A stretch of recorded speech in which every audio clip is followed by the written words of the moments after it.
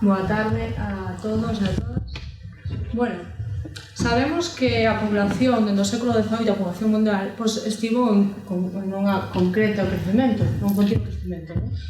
Pero isto supón un verdadeiro reto. Cal? O de manter esa produción, ese cultivo e a calidade do mesmo. Claro, estamos a falar de que a poboación mundial, ese crecemento comezou no século XVIII, non? E século XVIII, finais do século XVIII, que ocorreu? Pois a Revolución Industrial. Xunto ca Revolución Industrial, un cambio de paradigma, un éxodo do rural á cidade, falta de man de obra. Bueno, tamén se produciron cambios na agricultura, unha agricultura industrial. Que conlevou esta agricultura industrial?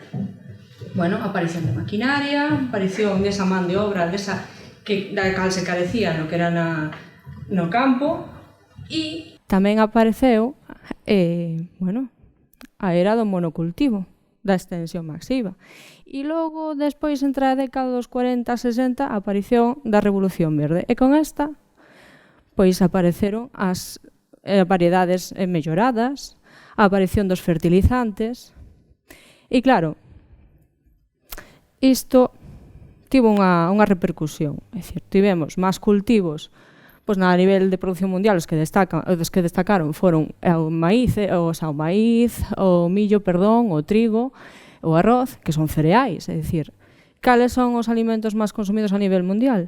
Os cereais.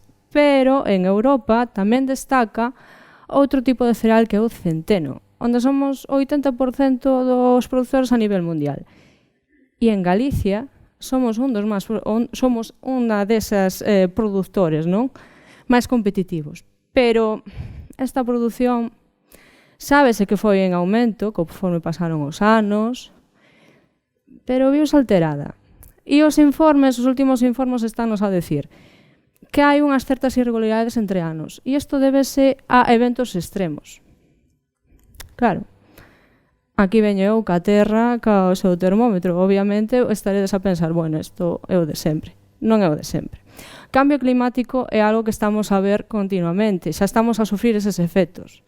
Estamos a ver secas, eventos extremos, por exemplo, inundacións. Pero non todo só é derivado do cambio climático, senón tamén deses usos intensivos, desas prácticas intensivas que estamos a levar a cabo, por exemplo, na agricultura. Abusamos da capacidade de carga do que do noso medio ambiente, do noso entorno. Isto quere dicir que se empregamos máis fertilizantes, utilizamos monocultivos, non deixamos ese descanso co terreno precisa, corremos o riesgo de non ter solo, é dicir, é un dos problemas eminentes que temos o día de hoxe, a perda de solo. Temos outro dos problemas é a contaminación do mesmo e a contaminación de augas subterráneas. Claro, hai unha cuestión. Todos pensamos que estes recursos naturais eran infinitos. Non, son finitos. E claro, isto supón un verdadeiro problema. Bueno, e como resolvemos este problema? Pois eu plantexamos unha ferramenta. Unha ferramenta basada na agrosilvicultura. Que é isto?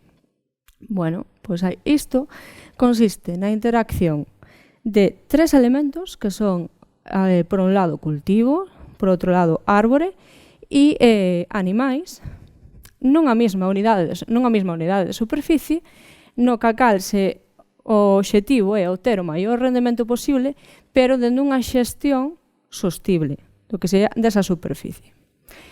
Claro, en Europa destacan dous tipos de prácticas agrosilviculturales que serían a interacción gando,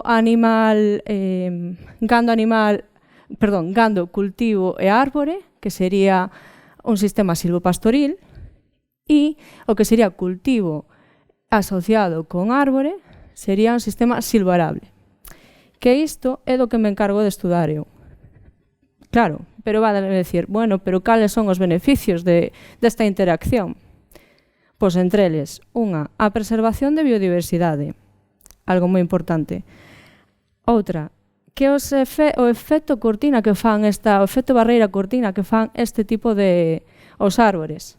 Prevención de plagas, evita a erosión de solos, evita pues bueno, cando temos vendavais, non? Fai ese efecto cortina.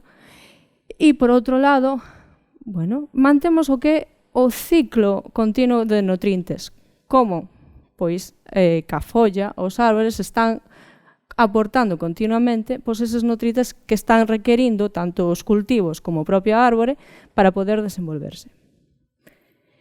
Pero, vale, podedesme dicir, pero esta asociación, pero moi ben, eso son todo ventaxas. E que pasa ca sombra? Que pasa con ese cultivo? É factible que o cultivo crezca debaixo do que do árbore?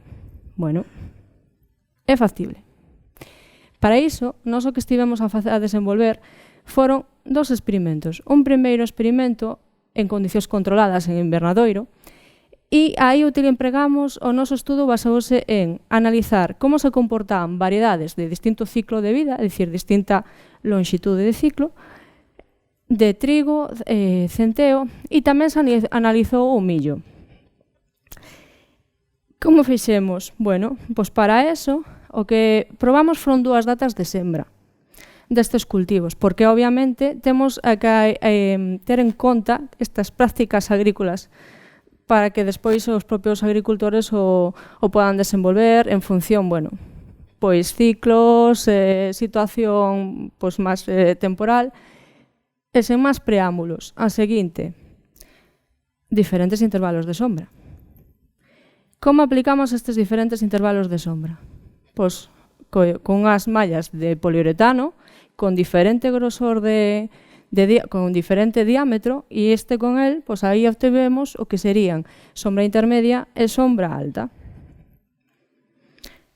Vale, e unha cuestión, cando foi aplicada estas mallas? Bueno, nós o que nos fixamos para aplicala é cando brotan os árbores nas zonas, a meirande parte das árbores nas zonas temperás.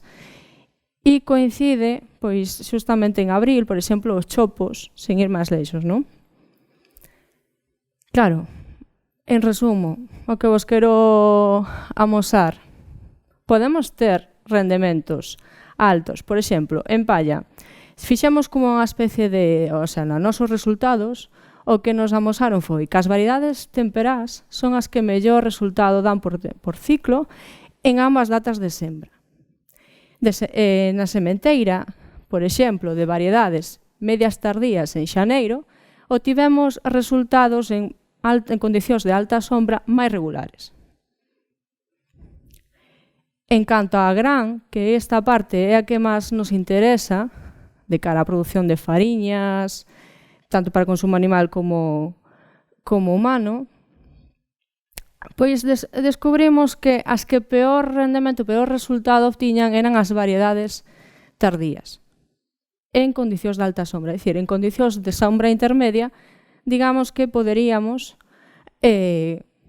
cultivar este tipo de variedades. Cal é a conclusión de todo isto? Bueno, que a luz é un factor que vai afectar o rendemento e a calidade do noso estudo, o sea, das nosos cereais. Despois, a seguinte é que as variedades tardías son as que peor resultado nos van a dar cando a sembra da sementeira das mesmas ten lugar en xaneiro.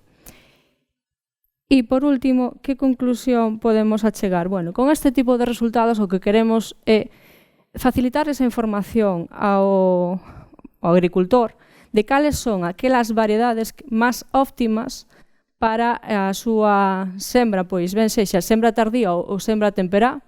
Por aquí o máis común, a sembra máis común é en decembro, queríamos probar como se podría adaptar en condicións climatolóxicas máis adversas ou máis cambiantes, non?